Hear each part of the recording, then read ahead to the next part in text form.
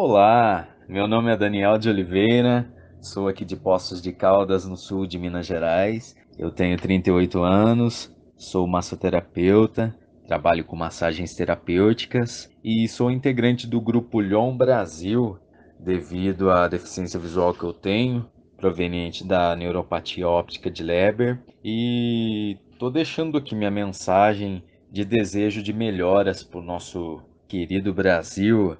Desejo que o nosso país tenha uma prática da diversidade mais saudável, que não fique apenas na teoria. Eu almejo um país com mais respeito à sexualidade do próximo. Tem até um termo aí que eu acho muito errado, da opção sexual, né? Eu acho um termo muito errado que é muito usado ainda, que é orientação sexual, né? Ninguém opta em ter uma sexualidade diferente. E também eu quero e almejo muito que o Brasil não tenha essa intolerância religiosa. Desejo muito respeito à doutrina religiosa que outra pessoa abraça para seguir, né? Falta muito respeito ainda nessa parte também. E é isso, pessoal. Um abraço para todos vocês.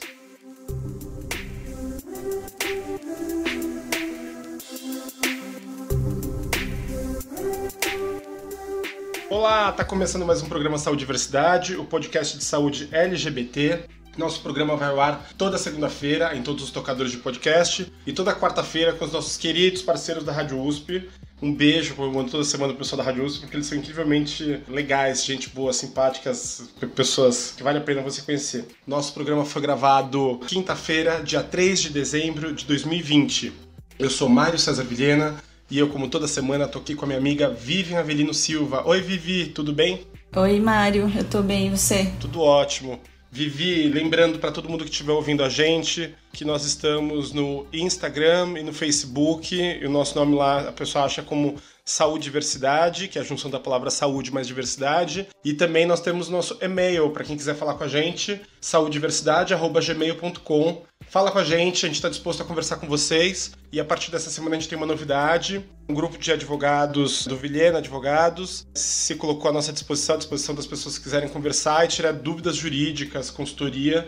Manda mensagem pra gente, a gente faz o intermédio, a gente manda pra eles, pro Itamar, e a ideia é responder e tentar resolver problemas. A gente já relatou aqui, já revelou aqui no nosso programa alguns momentos em que pode ser muito difícil você não ter um aconselhamento jurídico, né? Que notícia ótima, Mário. Muito bom. Vai beneficiar muita gente, com certeza. Além disso, nós estamos no nosso episódio número 22. Olha que honra! Começamos ali no meio da pandemia e já conseguimos chegar no final do ano vivos e muito satisfeitos com tantos episódios e tantas pessoas queridas. O ano foi muito bom. Esse foi um aspecto bom do ano pra nós, né, Mário? Apesar da dificuldade toda, realmente foi um presente pra mim o podcast. E por falar em tantas pessoas queridas, nosso programa de final de ano. Pois é, Mário, a gente vai ter hoje um convidado super especial que a gente teve contato através da outra convidada nossa, né, o Cláudio Lazas. Cláudio é formado em economia e atua em liderança e desenvolvimento de pessoas em diversas empresas, e hoje ele é proprietário de uma startup de produtos e cursos de yoga e meditação. Já fiquei interessada. Mais recentemente, ele também se graduou em filosofia, com ênfase em filosofia política e teoria crítica. E o Cláudio foi convidado realmente de uma forma especial para o nosso último episódio, porque a gente está no Dezembro Vermelho. Cláudio, muito bem-vindo. Que bom que você veio conversar com a gente. Olá, pessoal. O prazer é todo meu em participar do Saúde e Diversidade. Sou fã de vocês. Ah, que delícia. E que voz de radialista que ele tem, né, Cláudio? Quem sabe eu consigo um emprego a mais, né? Cláudio, acho que você não está precisando de mais emprego, né? Você já tem um currículo cheio de coisas, muita história, e hoje eu quero ouvir um pouco, uma parte dela e compartilhar com os nossos ouvintes também.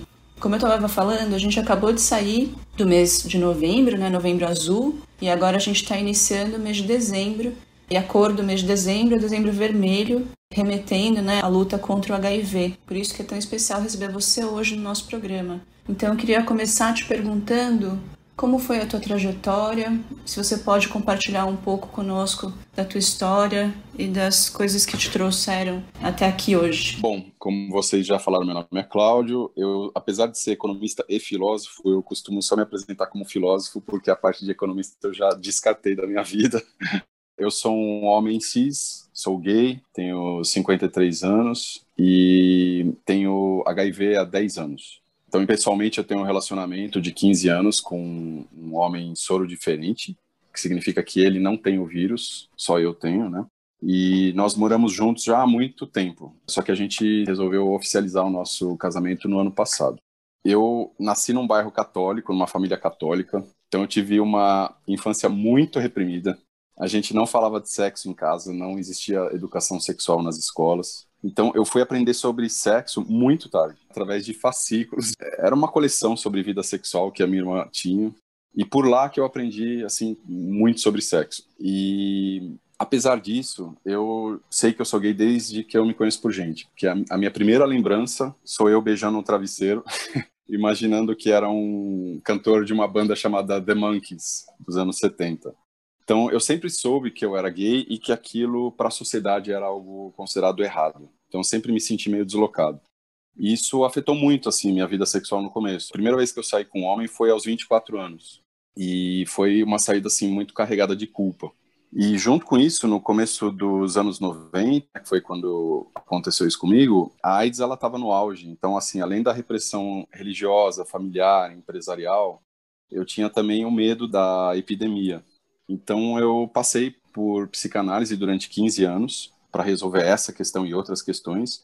E isso, junto com a filosofia, me fez perder o medo e a vergonha de ser quem eu era, ou seja, um homem gay com HIV. E profissionalmente, eu comecei a trabalhar aos 15, quer dizer, bem novo. Eu me formei em economia, como vocês falaram, e trabalhei durante 32 anos em ambiente corporativo, em empresas muito grandes, multinacionais. Então, viajava muito e tal. Mas o meu trabalho, apesar de ser um trabalho assim que levou a vida inteira, né, não fazia muito sentido para mim. Então, em 2011, quando eu descobri que eu tinha o HIV, foi um marco assim na minha vida, porque eu decidi largar o mundo corporativo e fui fazer as coisas que eram significativas. Então, fui fazer a faculdade de filosofia, me formei em 2018 e meu foco passou a ser pesquisar gênero e preconceito, para poder ajudar as pessoas que têm as mesmas dificuldades que eu tive durante a minha vida. Uau, Cláudio, nossa. Quanta informação. Em primeiro lugar, parabéns pelo casamento, Cláudio. Que coisa maravilhosa. Obrigado.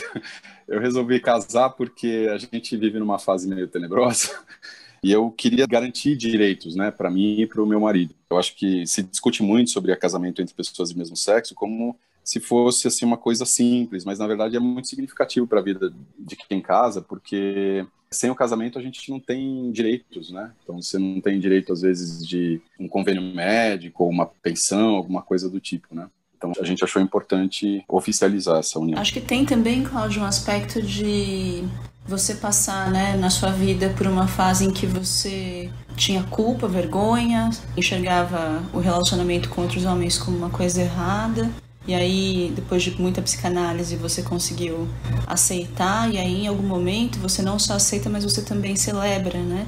Porque é uma coisa boa, bonita e que merece ser celebrada, né? Sim, então, eu acho que é importante isso, porque nós vivemos num sistema muito bem amarrado, muito bem estruturado, que envolve religião, família, comunidade, a sociedade em geral, a cultura, as leis do país e também o mundo corporativo, por onde eu passei durante 30 anos. Então, esse sistema faz com que você sinta culpa de ser diferente daquele padrão que é estabelecido pela sociedade. Então, quando eu consegui me desvencilhar disso tudo, né, quer dizer, sair do mundo corporativo, estudei filosofia, fiz psicanálise, então, assim, a influência desse sistema passou a ser menor, eu consegui enxergar isso, quer dizer, em determinado momento da vida eu me peguei sentindo vergonha de quem eu era, e aí eu me perguntei, eu falei, bom, se eu tenho vergonha, o que eu faço, então? Eu deixo de ser um indivíduo, me mato, ou eu assumo quem eu sou com orgulho, né, de ser gay e ter HIV? Então, acho que é um pensamento que as pessoas devem se perguntar isso, assim, sabe? Por que eu sinto vergonha de ser quem eu sou? O tempo todo, né? A gente é induzido à culpa. Dentro desse comentário que você fez, a gente falando especificamente do HIV, ele foi descrito pela primeira vez em 1981, né? Acho que você contou da sua idade, que você devia ter entre 18, 19 e 20 anos. Você se lembra da sua memória que você tem dessa época? O que você sentiu? O que você sabia do HIV? E de que forma as pessoas enxergavam o HIV naquela época? Sim, eu lembro, tinha 14 anos em 81. Eu era um adolescente muito alienado, então eu não sabia nada do que estava acontecendo na sociedade. Mas eu lembro de ter lido num jornal, e aquilo lá me assustou bastante. Não se falava sobre HIV na época. Eu lembro que só se falava sobre a AIDS, porque a pessoa que tinha HIV, ela necessariamente desenvolvia AIDS, né? E isso era uma sentença de morte, e na época a imprensa ela noticiava isso como uma morte muito dolorosa. Então, para quem não sabe, existe uma diferença entre o HIV e a AIDS, né? O HIV, ele é um vírus. Então, a pessoa tem o vírus e ela pode fazer um tratamento, esse vírus não vai conseguir fazer nada dentro do corpo dela, mas sem o tratamento, esse vírus ele vai destruindo aos poucos as células de defesa chamadas CD4. Então, quando a pessoa não tem o tratamento, ao longo do tempo ela vai ficando sem as células de defesa e algumas doenças, ou várias doenças oportunistas, acabam tomando conta do corpo da pessoa. Então, isso é o que se chama de AIDS, né? Quer dizer, essa situação em que a pessoa não tem o CD4 e tem um monte de doenças que levam ela à morte. Então, existe uma diferença muito grande entre HIV e AIDS. Mas, na época, em 81, só se falava sobre a AIDS. Então, assim, eu lembro de... Nós víamos grandes personalidades morrendo, né? Então, tinha a Sandra Brea, Freddie Mercury, o Betinho, né? Mas o grande choque nacional foi o Cazuza, porque ele continuou compondo, cantando, se mostrando na TV. E as pessoas foram vendo o processo de emagrecimento dele, de adoecimento. Então, isso causou um choque assim, muito grande. Então, qualquer pessoa que emagrecesse nos anos 80, todo mundo já comentava que a pessoa tinha AIDS. E as pessoas tinham muita vergonha, assim, ninguém falava que tinha, porque existia realmente uma repulsa da sociedade. E o único remédio que tinha na época, que foi usado de 87 até 95, era o AZT. Ele retardava esse efeito do sistema imunológico. Só que ele não conseguia evitar a AIDS. Então era um remédio com efeitos colaterais muito fortes. Já ouvi casos de pessoas que morreram por causa do AZT, não por causa da AIDS. E a partir de 96 começou a ser distribuído um novo tratamento, que era um coquetel de 3 drogas. E essas 3 drogas juntas, que são chamadas antirretrovirais, elas mudaram radicalmente o tratamento, porque o coquetel foi o primeiro tratamento realmente eficiente contra o vírus. Então ele transformou o vírus numa doença crônica. Hoje, com o tratamento, não se morre mais de AIDS, ninguém desenvolve AIDS mais. A pessoa simplesmente tem o vírus dentro do corpo e ela faz um tratamento pelo resto da vida. E, assim, houve uma evolução também no tratamento dos antirretrovirais, porque os primeiros, eles eram menos práticos, a pessoa tinha que tomar, 20 comprimidos por dia, várias vezes ao dia, tinha que colocar no congelador.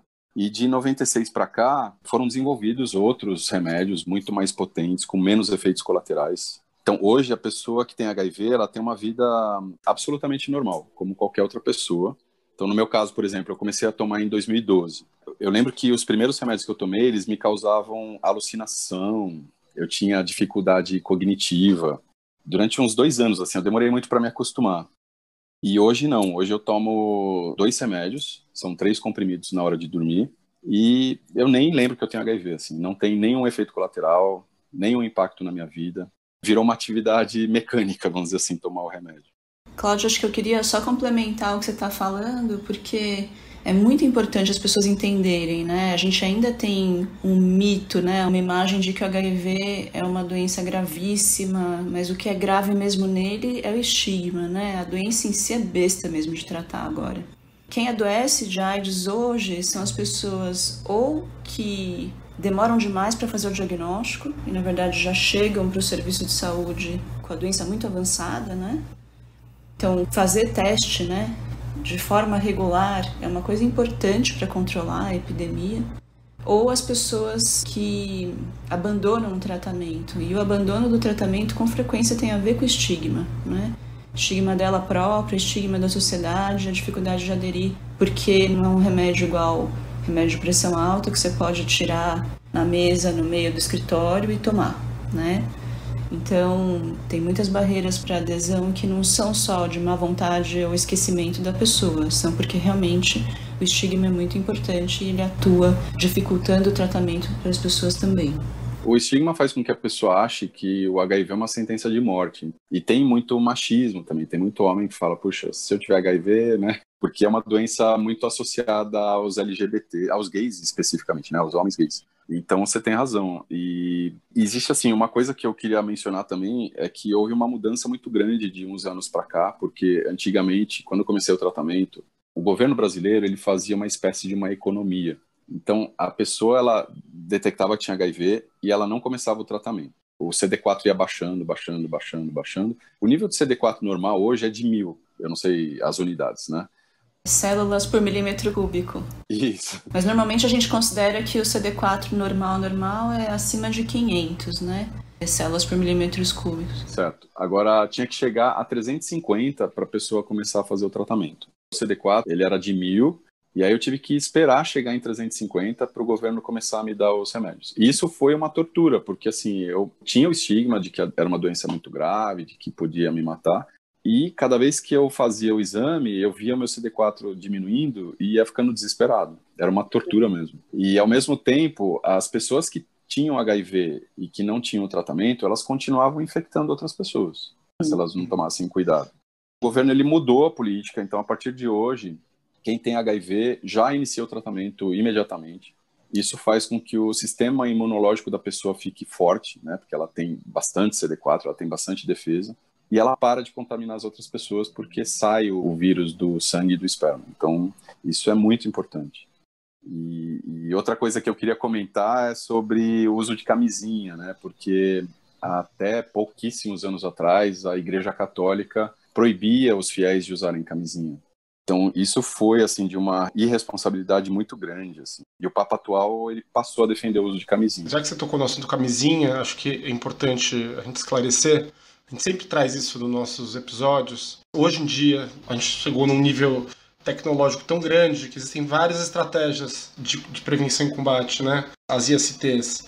A camisinha é uma delas, mas existem outras. Por exemplo, as profilaxias pré-exposição e profilaxia pós-exposição, que são remédios que você toma e que você meio tapa a fechadura para a chavezinha do vírus não entrar, né? Que o antirretroviral, ele não deixa o vírus circular no sangue. Então, quando a pessoa que não tem HIV, ela passa por uma situação de risco, sei lá, um profissional de saúde, ou ela tem um companheiro, uma companheira que tem HIV e não faz tratamento, algum tipo de coisa. O fato da pessoa tomar o antirretroviral elimina o risco dela se contaminar, porque se por acaso ela tiver contato com o vírus morre por causa do antirretroviral.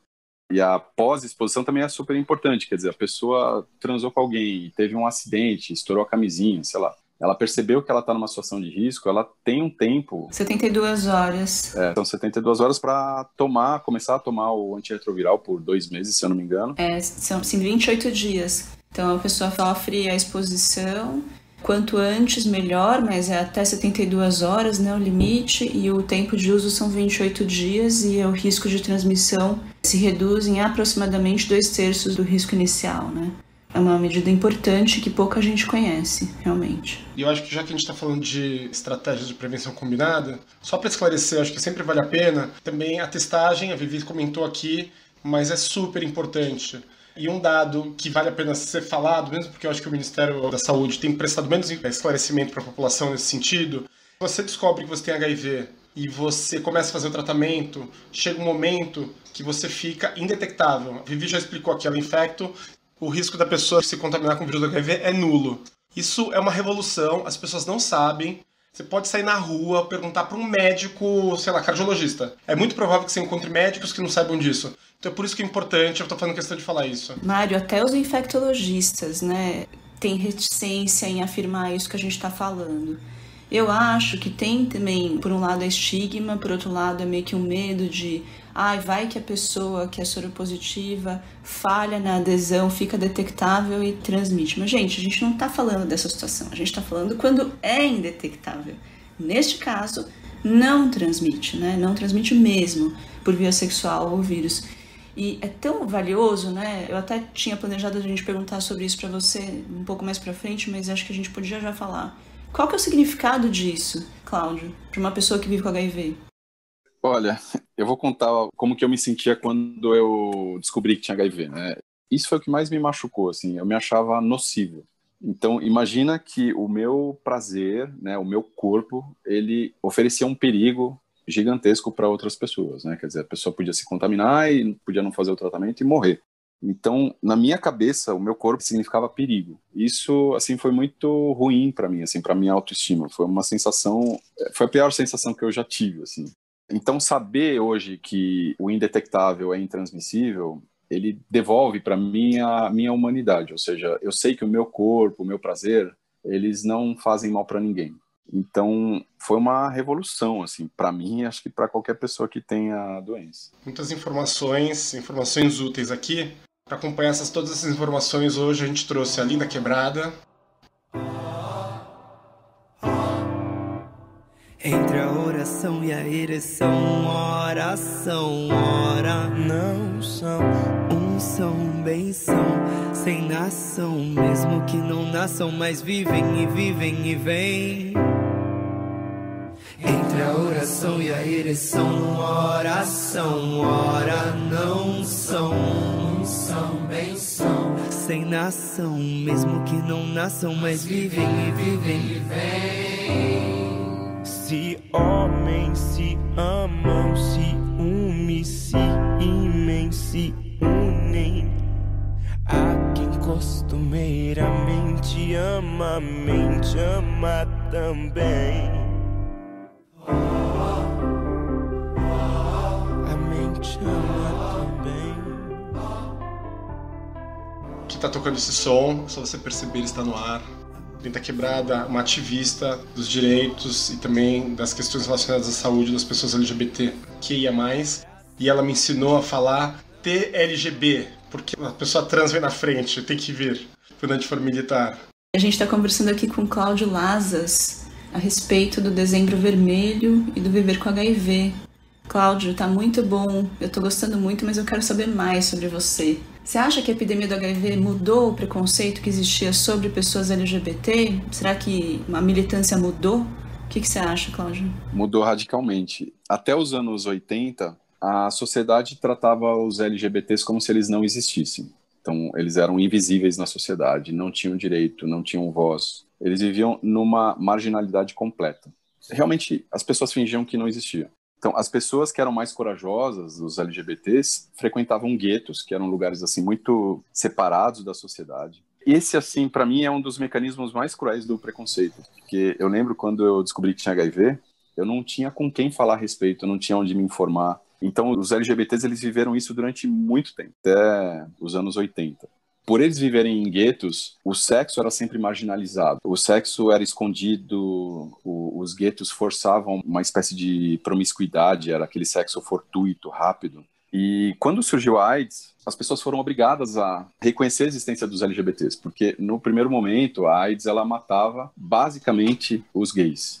Então começaram a morrer, né? Morria o vizinho, morria o primo, morria uma pessoa que trabalhava com você no escritório. E os LGBTs, eles saíram forçosamente do armário. E a pauta LGBT começou a ser discutida pela sociedade por causa da AIDS, né? Então, nesse sentido, eu acho que, apesar da tragédia, foi uma coisa positiva para começarem a discutir a inserção desse grupo na sociedade.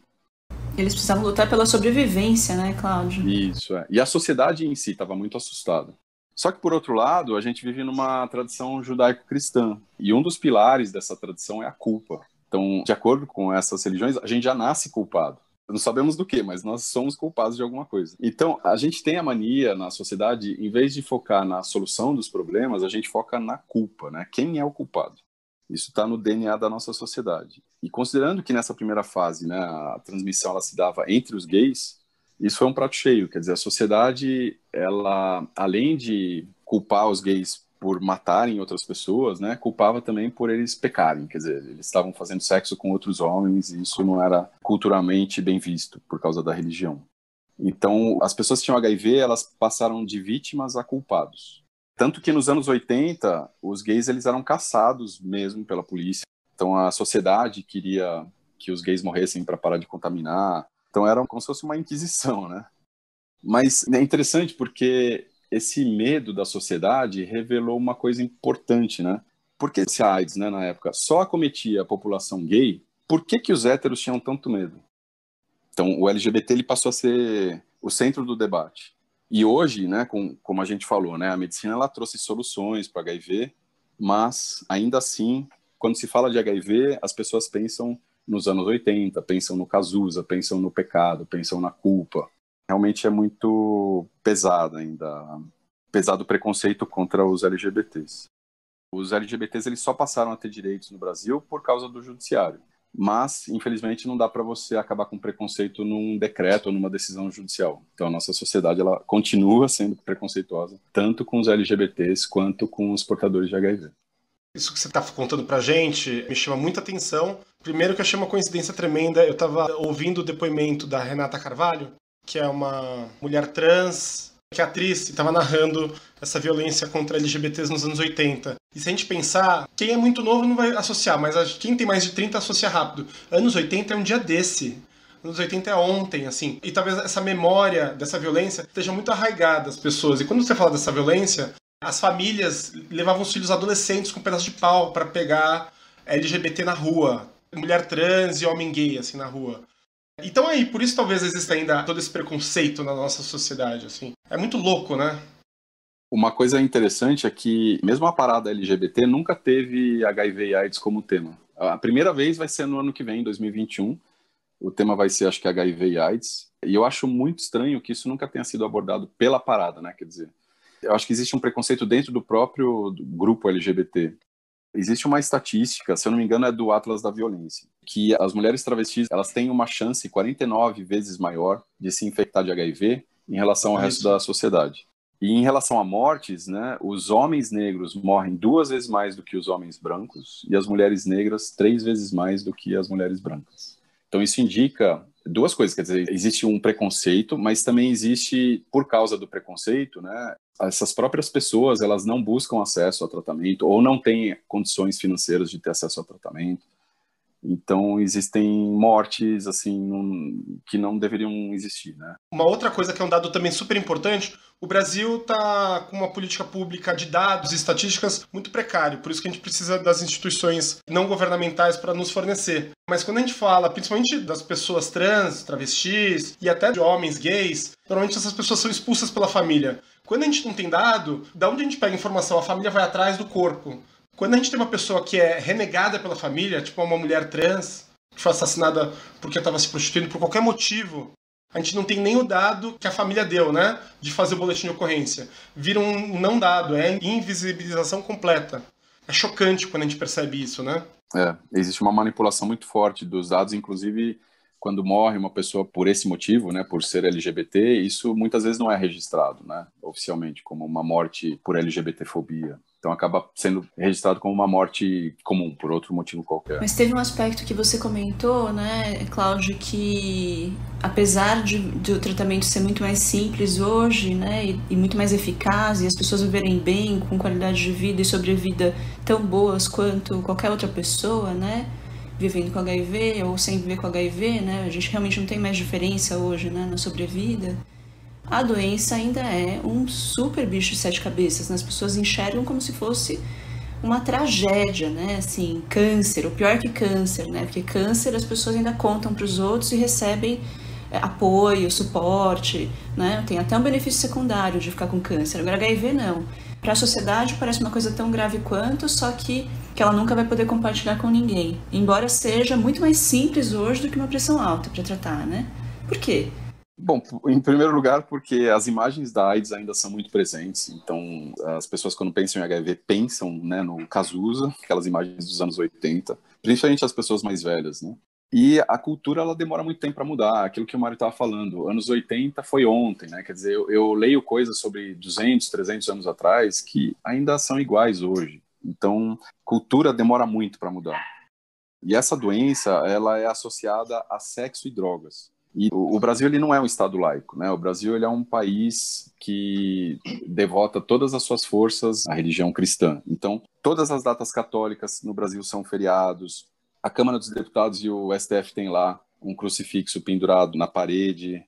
Então, a gente tem uma força da religião muito forte e isso é levado para o HIV. Quer dizer, é uma doença que é transmitida sexualmente, então o fato da pessoa fazer sexo já é condenável pela religião e, principalmente, como tem essa associação com os LGBTs, apesar deles não serem a maioria das pessoas infectadas por HIV, mas ainda existe essa pecha, né, de que é uma doença gay, né? Então as pessoas condenam por causa disso, né? E tudo isso tem a ver com religião.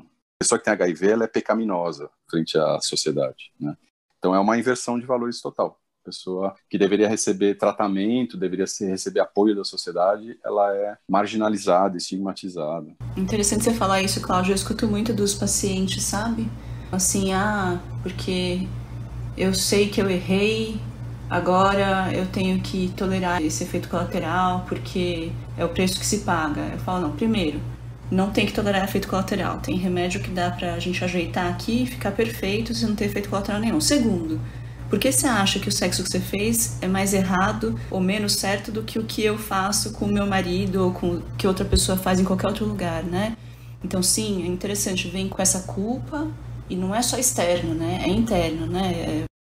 A culpa ela é sempre internalizada, né? Eu lembro quando conversei com um cara, nem saí, não cheguei a beijar nada, conversei com um cara pela primeira vez, com um homem, com o qual eu tinha interesse, assim, de ter algum relacionamento, eu ficava me imaginando morrendo e indo para o inferno. Quer dizer, essas imagens, elas são muito fortes, elas estão no nosso subconsciente. Existe um sociólogo chamado Norbert Elias. Tem uma obra dele, chama, se eu não me engano, Os Estabelecidos e os Outsiders. Ele fala sobre o preconceito, né? E ele diz que o preconceito exige do grupo que oprime uma marca, que ele identifique uma marca física na pessoa que sofre o preconceito.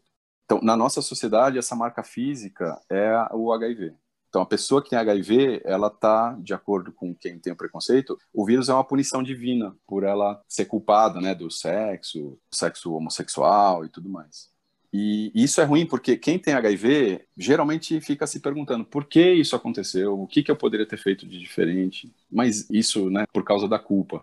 Mas essa postura, ela é muito ruim, assim, a pessoa ela não deveria se preocupar com isso. Quer dizer, a partir do momento que ela tem HIV, isso é um passado, assim, isso já não é um problema mais. O problema dela agora é o que eu vou fazer com o HIV, né? Como é que eu vou me tratar, que estilo de vida que eu vou ter. Eu acho que as pessoas que têm HIV, elas têm que aprender tudo sobre isso, para elas poderem se tranquilizar, terem uma vida feliz, né? Acho que vale a pena deixar mensagem a partir do que você está falando. O pessoal que está ouvindo a gente, é tão bom amar e é tão bom sentir prazer. Fazer sexo não é uma coisa errada e não foi sua culpa. Acontece, tipo, não é uma coisa ruim. É gostoso, é bom. Vamos seguir em frente e vamos fazer mais sexo. A gente está falando com Cláudio Lazas e estamos ouvindo também a Linda Quebrada. Não são, são bem são, sem nação, mesmo que não nasçam, mas vivem e vêm. Muito bem.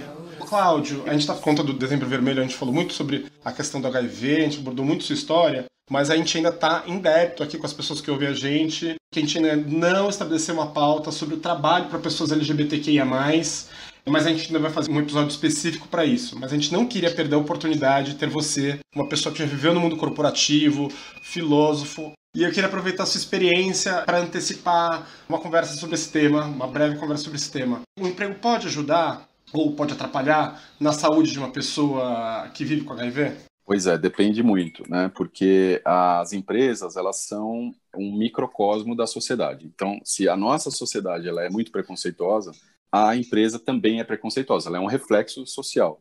Então, existem empresas que já têm valores de acolhimento, a diversidade, inclusive a pessoas com HIV, e outras empresas não. Então, eu acho que as empresas têm que começar a trabalhar nos seus valores para que tudo seja acolhido, né? Então, não só pessoas com HIV, mas LGBTs, negros, pobres, ricos.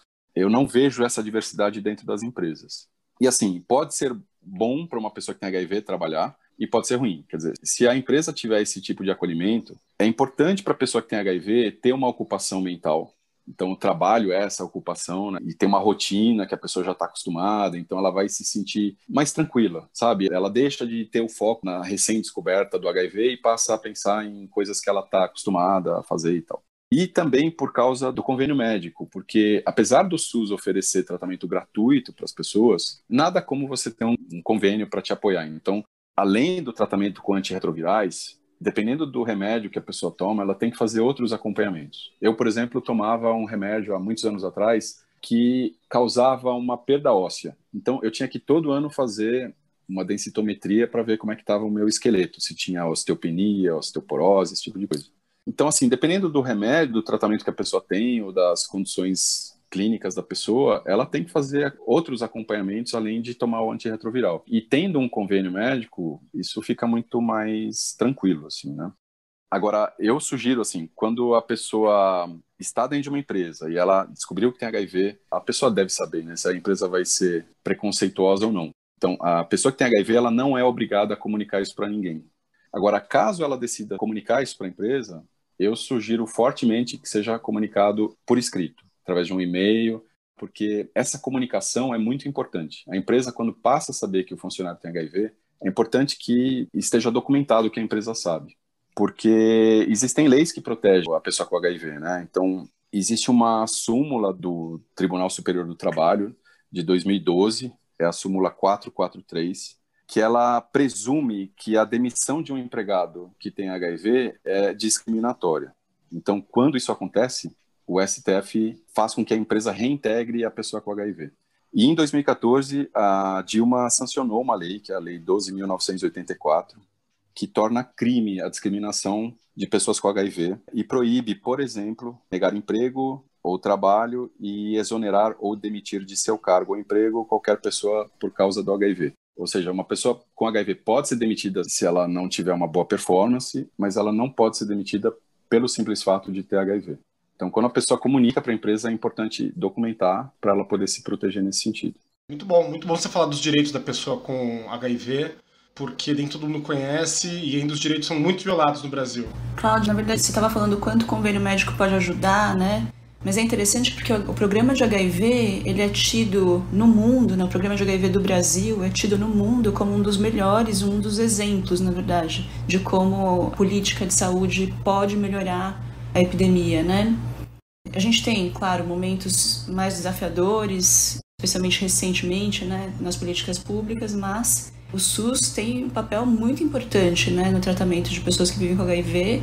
E é importante que todo mundo saiba que ninguém paga por remédio de HIV no Brasil, né? O Ministério da Saúde fornece integralmente tratamento para todas as pessoas que vivem com HIV, como você falou, independente do nível do CD4, o acesso é irrestrito. E as drogas que compõem os esquemas fornecidos pelo Ministério são drogas de primeira linha, né? É um tratamento muito bom.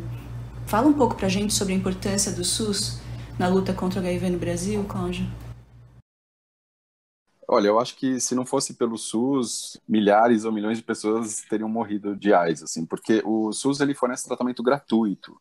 Isso quer dizer que pessoas que têm condições financeiras se tratariam de qualquer forma. Mas essa não é a realidade da maioria do brasileiro. Então, o fato de você ter um tratamento totalmente gratuito, com médicos que você não precisa pagar nada, exames que você não precisa pagar nada, remédios dados pelo governo, isso faz com que o tratamento seja amplo, né? Quer dizer, todas as pessoas que têm HIV podem ter tratamento. E só não tem tratamento realmente quem não quer, né?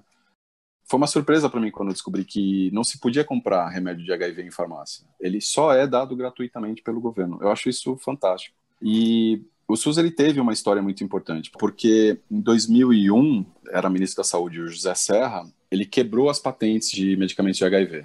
Se eu não me engano, o Brasil foi o primeiro país a fazer isso. Os medicamentos eles eram muito caros para o governo e eles passaram a ser fabricados aqui mesmo no Brasil, a um custo muito menor. E isso fez com que fosse um tratamento realmente bastante popular aqui no Brasil. Então, passou a ser tratado isso como uma questão humanitária. E, por outro lado, o que eu critico muito são as campanhas de conscientização, porque eu já faz assim, uns 10 anos que eu não vejo nenhuma propaganda na televisão. Eu sei que existem, provavelmente, mas eu não vejo propagandas falando sobre HIV, sobre AIDS, sobre prevenção. Mesmo no 1º de dezembro, eu vejo assim, uma forte campanha da iniciativa privada, de ONGs, de pessoas como vocês, trazendo esse assunto, né, jogando luz sobre essas informações, mas o governo ele fica omisso. Assim. Um dado interessante, muito curioso, que eu reparo na minha cidade, que é São Paulo, é que esses meses coloridos, né, que são representados por uma cor para ser significativo em relação à batalha, né? A saúde do homem de novembro, que é azul, a questão do trânsito, que é em setembro, que é amarelo, o do câncer de mama, que é rosa, e em dezembro, que é vermelho. Começou com o dezembro vermelho da luta e combate contra o HIV. E é muito mais comum você, nos outros meses, ver os outros edifícios pintados de rosa, azul e outras cores, e em vermelho eu vejo muito menos. Não estou falando desse dezembro porque eu estou trancado da pandemia, né? Claro, nos outros dezembros, assim, eu acho que eu nunca reparei. E isso chama muita atenção, né? Tem tudo a ver com o que você está falando, do medo que talvez o poder público tenha de abordar esse tema, essa questão. Sim. Porque envolve a questão da religião, de novo, né? De uma cultura conservadora mesmo, né? Então são assuntos que são evitados. Acho que não é nem só isso, gente. Tem, sei lá, hospital que ilumina a fachada de rosa para ter mais audiência, mais Ibope, né, para exame de rastreamento. Tem um lado econômico, inclusive, disso, né? E o HIV não vai dar lucro para as pessoas diretamente também, esse é outro aspecto. E o que é ruim nesse sentido é que, como existe um estigma social, a pessoa que tem HIV, ela acaba se sentindo envergonhada, né? Então, eu, por exemplo, eu falo abertamente sobre isso porque eu já tenho, né, condições financeiras, já passei por muita coisa, já tenho uma certa idade, já estudei filosofia. Então, assim, eu fui me formando para poder falar sobre isso, mas, infelizmente, muita gente tem vergonha de se assumir, de falar, de aparecer, e isso é ruim porque acaba dividindo as pessoas, elas ficam isoladas, uma não pode ajudar a outra. Então, eu acho que essas campanhas seriam essenciais para tirar o estigma da doença, para convidar as pessoas a irem ao público para falar, não, eu tenho HIV, e isso é uma doença como diabetes, sei lá, como qualquer outra doença. Eu lembro quando eu descobri que tinha HIV, eu fiz consulta com 3 médicos, eu estava muito assustado, marquei 3 consultas. E todos me falaram a mesma coisa, eles falaram, olha, o tratamento do HIV, ele é muito mais simples do que o tratamento de diabetes, mas mesmo assim, né, eu fico sempre pensando nisso. Por que uma pessoa que tem diabetes fala abertamente, eu estou com diabetes? E a pessoa que tem HIV, ela usa isso como um tabu, né? Então, eu quando comecei a falar para os meus amigos, olha, eu tenho HIV, eu levei bronca de alguns amigos. Alguns amigos falaram, não, você não deveria falar isso. Eu falei, por que não? E hoje eu acho que esses amigos já vêm com uma coisa normal. Acho que você falar sobre normaliza o assunto. Exato. Você reforça o tabu quando você esconde, né? A mesma coisa, por exemplo, com saúde mental. As pessoas tendem a não revelar. E isso aumenta o tabu, né? Porque vira um monstro que a pessoa guarda dentro do armário, né? Sim, exatamente. Muito bom, Cláudio. Adorei. Quanta informação importante. Também adorei. Que delícia de conversa. Acho que antes da gente terminar, uma dica. Quem tiver mais dúvida, além de poder entrar em contato com a gente, saudiversidade@gmail.com ou pelas redes sociais, Instagram e pelo Facebook. Eu acho que um site bacana para se pesquisar é o site da UNAIDS Brasil, que é o órgão das Nações Unidas que trabalha e que divulga questões relacionadas ao HIV no mundo. Muito bom, agora a gente vai para o momento mais esperado do nosso programa, depois do momento de toda a história do nosso entrevistado, é claro. Momento Cultura Transviada. E nesse momento a gente convida nosso entrevistado para dar alguma dica cultural, ou o que mais quiser falar, receita de bolo, podcast, filme, livro, peça de teatro.